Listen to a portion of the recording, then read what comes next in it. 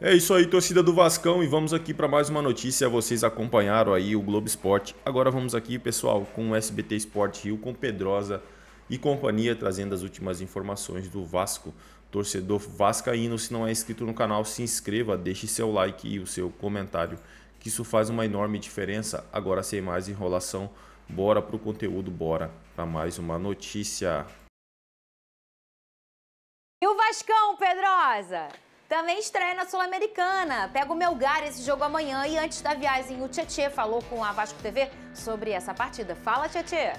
Bom, a gente sabe que a estreia dá uma ansiedade um pouco maior, né? Talvez e também por ter um bom tempo que o clube não disputava, assim, competições sul-americanas. E acho que a gente se preparou bem, a gente está preparado para essa estreia fora de casa.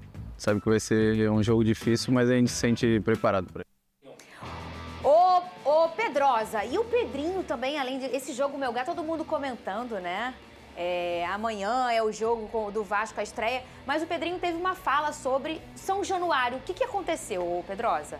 O Pedrinho disse que enviou uma carta para fazer o mando de jogo contra o Flamengo na partida em São Januário. E essa partida acontece já agora nas primeiras rodadas do Campeonato Brasileiro. É dia 19, né, gente? Exatamente. O Vasco da Gama é uma equipe que, na minha visão, é historicamente prejudicada porque não consegue jogar em casa. É o único clube do Brasil que é punido por não ter casa.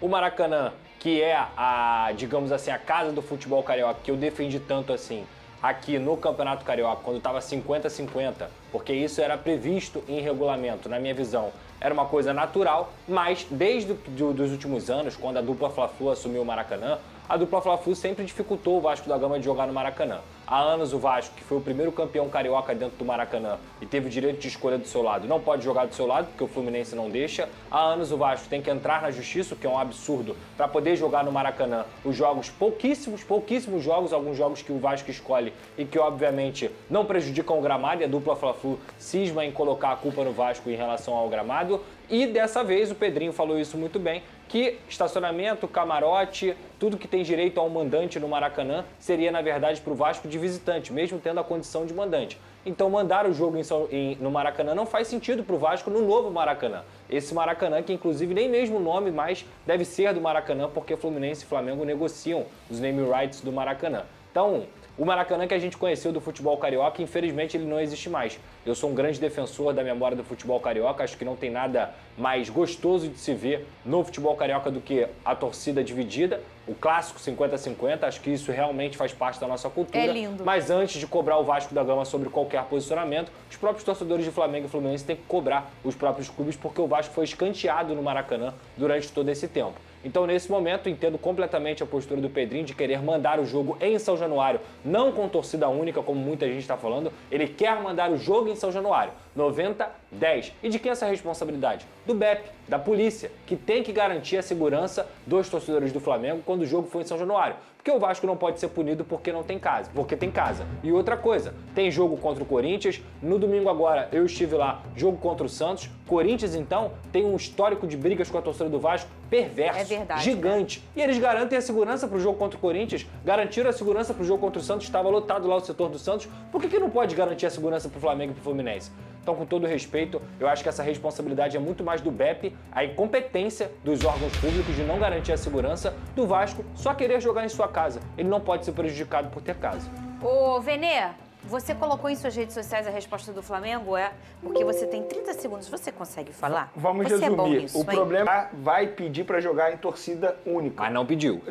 Tudo bem, se precisar. O Flamengo não é contra jogar em São Januário, muito pelo contrário. Eu, inclusive, acho que o Vasco tem que jogar em São Januário, porque é a casa dele. O BEP precisa garantir a segurança. O Flamengo não é contra jogar em São Januário desde que tenha segurança para os seus torcedores. O Flamengo só é totalmente contra, em caps lock, em caixa alta, futebol carioca com torcida única. Muito bem, a gente também, né, gente? Fica dentro do gol, o jogador do Santos teria mais dificuldade de fazer o gol do que ele teve, porque ele sai para diminuir o espaço, e eu não sou goleiro, não sou treinador de goleiro, só fui atacante.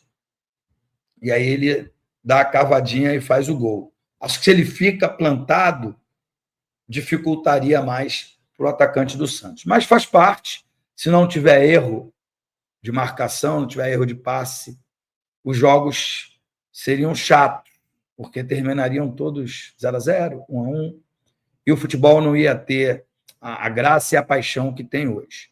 Mas você está coberto de razão, Felipe Benevides. O Vasco jogou ontem, trabalhando com coragem, assim como a sua torcida. Foi um retrato da torcida, depois eu vi a comemoração, né, de todo mundo no campo, comemorando. Aqui, ó, o João de Deus diz: Vasco agora terá uma sequência difícil. Bom, no Campeonato Brasileiro, João de Deus, todos os jogos são difíceis. Todos os jogos são difíceis. Não tenho dúvida nenhuma de que o Vasco vai ter dificuldade. Mas se jogar bem, se tiver coragem, se tiver disposição, como disse o Felipe Benevides, o Vasco tem chance de ganhar de todo mundo.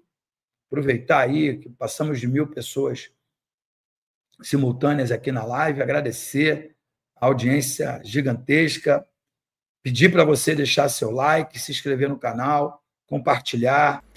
É isso aí, torcida do Vascão, e vamos para mais uma notícia. Reforços do Vasco engatam sequência e machucados voltam antes da Sul-Americana. O Vasco recuperou atletas machucados, viu o trio de reforços para o setor ofensivo engatar uma sequência de jogos antes da estreia do time na Sul-Americana 2025. O primeiro jogo do Cruz Maltino na competição será contra o Melgar, nesta quarta-feira, a partir das 19 horas, no Estádio Monumental de La Unça, em Arequipa do Peru. Felipe Coutinho, Tietê e Adson estavam no departamento médico, mas já se recuperaram e participaram da estreia do Cruz Maltino no Brasileirão 2025. O primeiro foi titular na vitória por 2-1 sobre o Santos e outros dois entraram no decorrer da etapa complementar.